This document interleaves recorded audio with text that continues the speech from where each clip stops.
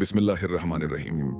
पिता बेटे को ईमान और शैतान की चालों के बारे में सिखा रहे हैं। एक शाम एक पिता अब्दुल्ला और उनका बेटा हमजा मगरिब की नमाज के बाद साथ बैठते हैं। आसमान में तारे चमक रहे हैं और पिता अपने बेटे को ईमान के बारे में एक महत्वपूर्ण सबक देने का निर्णय लेते हैं। पिता शुरू करते हैं, मेरे प्यारे बेटे हमजा, आज मैं तुमसे ऐसी चीज के बारे में बात करना चाहता हूँ जो सोने, चांदी या यहाँ तक कि पूरे संसार से भी अधिक कीमती है।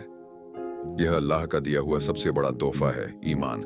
बिना ईमान के सबसे बड़ी दौलत, सुंदरता और ताकत भी बेकार हैं। लेकिन याद रखो मेरे बेटे, सिर्फ इसलिए कि तुम एक मुस्लिम परिवार में पैदा हुए हो, ये गारंटी नहीं है कि तुम एक मुस्लिम के रूप में मरोगे। ईमान दिल में एक दीपक की तरह है। अगर हम इसकी रक्षा नहीं करते तो शैतान इसे बुझाने की पूरी कोशिश करता है। कुरान और हदीस की चेतावनी। पिता आगे कहते हैं, अल्लाह हमें कुरान में चेतावनी देते हैं, ऐ ईमान लाने वालों, अल्लाह से वैसे डरो जैसे उससे डरने का हक है और तुम्हारी मौत ना आए मगर इस्लाम की हालत में। सूरह अल इमरान 3:102। इसका मतलब है हमजा, हमें हर दिन अल्लाह से प्रार्थना करनी चाहिए कि वह हमारी ईमान को मौत तक सुरक्षित रखे। शैतान दिन रात हमें इस्लाम से दूर करने की कोशिश करता है। पैगंबर अक्सर दुआ करते थे, हे दिलों को मोड़ने वाले, मेरे दिल को अपने धर्म पर स्थिर रख। मुस्नद अहमद यहाँ तक कि पैगंबर जो अल्लाह के सबसे प्रिय थे, अपनी ईमान के बारे में चिंतित रहते थे। तो हम क्या हैं? पहली कहानी, हाफिज और राजकुमारी। पिता कहते हैं, मैं तुम्हें एक युवा व्यक्ति के बारे में बताता हूँ जो कुरान का हाफिज था। लोग उसे अल्लाह की किताब याद करने और धर्मपरायण होने के लिए सराहते थे, लेकिन शैतान कभी हार नहीं मानता। एक दिन उसने एक सुंदर राजकुमारी को देखा। अपनी नजरें झुकाने के बजाय वह उसे देखता रहा जब तक कि उसके दिल में इच्छा नहीं आ गई। शैतान ने फुसफुसाया, यह तो बस एक नजर है, कोई नुकसान नहीं। इच्छा इतनी प्रबल हो गई कि उसने चुपके से उसे एक पत्र भेजा। मुझे बताओ, मैं तुम्हारा कैसे हो सकता हूँ? उसने जवाब दिया, अगर तुम मुझे चाहते हो तो इस्लाम छोड़ दो और ईसाई धर्म स्वीकार कर लो, तभी तुम मुझे पा सकते हो। हमजा, सोचो, एक आदमी जिसके दिल में कहुरान था, जो लोगों को नमाज पढ़ाता था, एक औरत की खूबसूरती के लिए इस्लाम छोड़ दिया। शैतान ने छोटे छोटे कदमों के जरिए उसका अमान चुरा लिया। एक नजर, एक खत, फिर कुफ्र। अल्लाह हमें चेतावनी देते हैं, और शैतान के कदमों का अनुसरण मत करो, वास्तव में वह तुम्हारा स्पष्ट शत्रु है। सूरह अल बकरा 200-168। क्या तुम देखते हो मेरे बेटे, शैतान का रास्ता हमेशा धीरे धीरे होता है, कभी अचानक नहीं। शैतान कितना खतरनाक है। एक व्यक्ति जो कभी नमाज पढ़ाता था, जिसने अपने दिल में कुरान रखा था, एक पल की कमजोरी में अपना ईमान खो बैठा।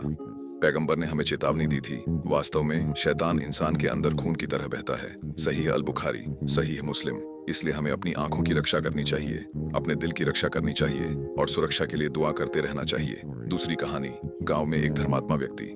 पिता हमजा, मैं तुम्हें एक धर्मपरायण व्यक्ति के बारे में बताता हूँ जो अपनी ईमानदारी और विश्वास के लिए सम्मानित था। एक दिन एक व्यक्ति को यात्रा करनी पड़ी तो उसने सोचा, मेरी बहन की रक्षा के लिए इस भरोसेमंद व्यक्ति से बेहतर कौन हो सकता है। उसने अपनी बहन को उसकी देखभाल में छोड़ दिया। धर्मपरायण व्यक्ति ने उसे एक अलग कमरे में रखा। शुरुआत में वह आदमी बहुत सावधान था। जब भी खाने का समय होता, वह उसकी दरवाजे के बाहर प्लेट रखता, खटखटाता और चला जाता। लेकिन शैतान ने फुसफुसाया, तुम किस तरह के इंसान हो, कम से कम उसे खाना शिष्टता से तो दो। तो उसने उसे सीधे खाना देना शुरू कर दिया। फिर शैतान ने फिर से फुसफुसाया, क्यों सिर्फ खाना देकर जल्दी से चले जाते हो? एक पल बैठो, अच्छे से बात करो, इसमें कोई हानि नहीं है। आदमी ने उसकी बात मानी। धीरे धीरे शैतान ने उसे धोखा दिया, जब तक कि उसने अंततः उसके साथ एक बड़ा पाप नहीं कर दिया, पाप को छुपाने की फुसफुसाहट। इसके बाद आदमी अपराध बोध और उलझन से भर गया। उसने सोचा, मैंने क्या किया? मैं उसके भाई और लोगों का सामना कैसे करूंगा? अब शैतान ने फिर से फुसफुसाया, अगर उसने किसी को बताया तो तुम्हारी प्रतिष्ठा नष्ट हो जाएगी। इसे और उसकी जिंदगी को छुपाने का केवल एक ही तरीका है। और दुखद रूप से उस आदमी ने सुना, उसने अपने पाप को छुपाने के लिए निर्दोष लड़की को मार डाला। अंतिम जाल। जब गांव वालों को पता चला तो वे भयभीत हो गए। उन्होंने घोषणा की कि उसकी सजा फांसी होगी। अपने डर में वह आदमी हर जगह मदद के लिए मुड़ा। शैतान आखिरी बार आया, देखो तुमने अल्लाह से दुआ की, तुमने अल्लाह की इबादत की और अब सब तुम्हारे खिलाफ हैं। अल्लाह तुम्हारी मदद नहीं कर रहा है, लेकिन मैं तुम्हें बचा सकता हूँ अगर तुम बस मुझे सजदा करो और इस्लाम छोड़ दो। और दुख की बात है कि अपनी कमजोरी के पल में उसने अपने आदमी को छोड़ दिया और शैतान की बात मानी। लेकिन जाहिर है शैतान ने उसके लिए कुछ नहीं किया। उसे एक हत्यारे के रूप में फांसी दी गई और वह इस्लाम के बिना मर गया। पिता का चिंतन। हमजा, शैतान इसी तरह कदम दर कदम काम करता है। पहले वह कुछ छोटा फुसफुसाता है, फिर वह व्यक्ति को पाप करने के लिए मनाता है, फिर वह उसे इसे छुपाने के लिए एक बड़ा पाप करने के लिए धकेलता है, और अंत में वह उसकी ईमानदारी को पूरी तरह से छीनने की कोशिश करता है। अल्लाह हमें कुरान में चेतावनी देते हैं, शैतान के कदमों का अनुसरण मत करो, वास्तव में वह तुम्हारा स्पष्ट शत्रु है। सूरह अल बकरा 2:168। शैतान कभी भी तुम्हें तुरंत विश्वास करने के लिए नहीं कहता, वह तुम्हें खींचता है धीरे धीरे अंत तक। दूसरी कहानी से जीवन के सबक। पिता हमजा। इस कहानी से ये सबक याद रखना, शैतान कदम दर कदम काम करता है। वह कभी भी आपको एक बड़ा पाप करने के लिए तुरंत नहीं कहता। वह छोटे से शुरू करता है, जैसे खाना देना बजाय छोड़ना, फिर और आगे बढ़ता है। अल्लाह ने हमें चेतावनी दी, शैतान के कदमों का अनुसरण न करो। कुरान 200-168। अपनी इच्छाओं पर कभी भरोसा न करो। वह आदमी ईमानदार था, लेकिन एक बार जब उसने इच्छा का अनुसरण किया तो वह कमजोर हो गया। पैगंबर ने कहा, मजबूत वह नहीं है जो दूसरों को हराता है, बल्कि वह है जो गुस्से या प्रलोभन में खुद को नियंत्रित करता है। बुखारी मुस्लिम। एक पाप दूसरे की ओर ले जाता है। पहले एक नजर, फिर बैठना, फिर जिना, बड़ा पाप, फिर हत्या, फिर अविश्वास। ये शैतान की श्रृंखला है। यदि हम पहली कड़ी को काट दें तो बाकी नहीं आएगी। पापों को और पापों से छुपाना कभी काम नहीं करता। आदमी ने सोचा कि लड़की को मारने से उसकी समस्या हल हो जाएगी, लेकिन इससे वह और अधिक बर्बाद हो गया। अल्लाह से तौबा ही एकमात्र समाधान है। शैतान अपने अनुयायियों को छोड़ देता है। उसने वादा किया था कि अगर आदमी इस्लाम छोड़ दे तो वह उसे बचा लेगा, लेकिन जब आदमी ने उसकी बात मानी तो शैतान ने उसे मरने के लिए छोड़ दिया। अल्लाह हमें बताते हैं, शैतान कहता है, निस्संदेह मैं अल्लाह से डरता हूँ जो सारे संसारों का पालनहार है। 29:16। पाप के बाद हमेशा अल्लाह की ओर लौटो। अगर उस आदमी ने शैतान की बात सुनने के बजाय अल्लाह से तौबा की होती और रोया होता तो अल्लाह उसे माफ कर सकते थे।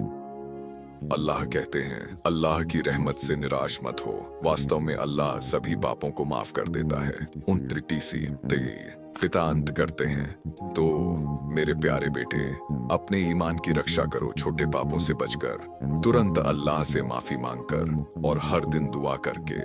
हे दिलों को मोड़ने वाले, मेरे दिल को अपने धर्म पर स्थिर रखो। यदि आप ईमान के साथ जीते हैं और ईमान के साथ मरते हैं तो आप सफल हैं। भले ही आपके पास कम कर्म हो, लेकिन बिना ईमान के सभी कर्म व्यर्थ हो जाते हैं। बेटा, सुभान अल्लाह। बाबा, अब मैं समझ गया कि शैतान हमें धीरे धीरे कैसे धोखा देता है। मैं कभी सुरक्षित महसूस नहीं करूंगा और मैं हमेशा अल्लाह से अपने ईमान की रक्षा करने के लिए प्रार्थना करूंगा। ईमान की रक्षा के लिए दैनिक दिनचर्या। पिता हमजा। शैतान हमेशा पास होता है, लेकिन अल्लाह ने हमें अपने दिलों की रक्षा के लिए हथियार दिए हैं। यहाँ कुछ दैनिक आदतें हैं जिन्हें आपको अपने ईमान की सुरक्षा के लिए बनाए रखना चाहिए। सुबह फज्र के बाद जमात में फज्र की नमाज पढ़ें। यह आपके दिन की शुरुआत अल्लाह की सुरक्षा के साथ करता है। आयतुल कुर्सी 22:155 पढ़ें। नबी ने कहा, जो कोई इसे सुबह पढ़ेगा अल्लाह उसे शाम तक सुरक्षित रखेगा। अब दुआ करें।